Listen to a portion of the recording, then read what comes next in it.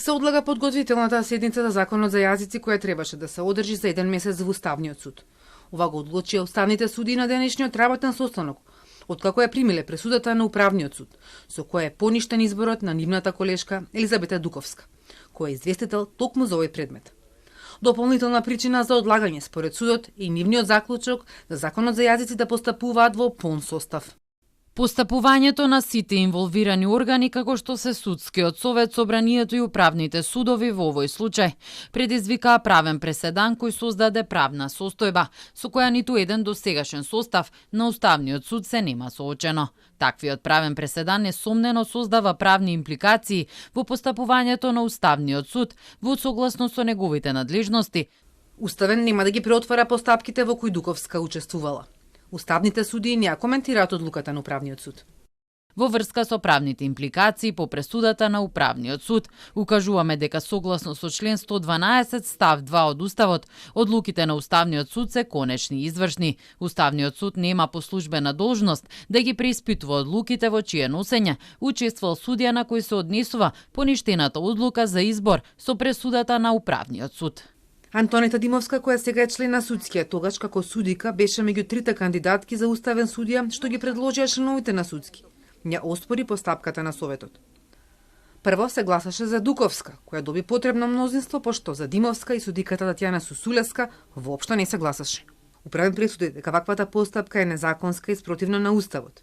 Членовите на судски немале ниту материјали, ниту податоци за тројцата кандидати и не можеле ниту да знаат дали ги исполнуваат трите законски услови од членот 98 од Законот за судски совет, а тоа е да имаат најмалку 15 години судиски стаж, претходно утврдена оцена за резултати во работата и придонес за развојот на стручната и теоретската мисла на правниот систем.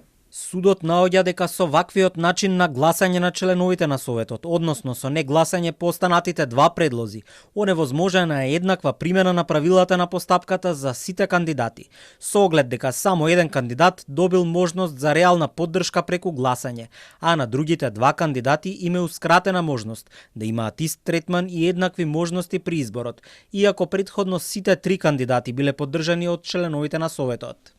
Додека последните 2 години Дуковска гласаше и беше известител во повеќе предмети во Уставниот суд, тужбата против незиниот избор талкаше на релација управен, виш управен суд и назад.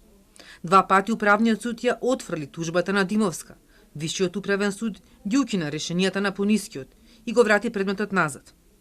Последниот пат, за помалку од 1 месец, Управниот суд одлучува мериторно и го поништува изборот на Дуковска. Оваа одлука е без право на жалба.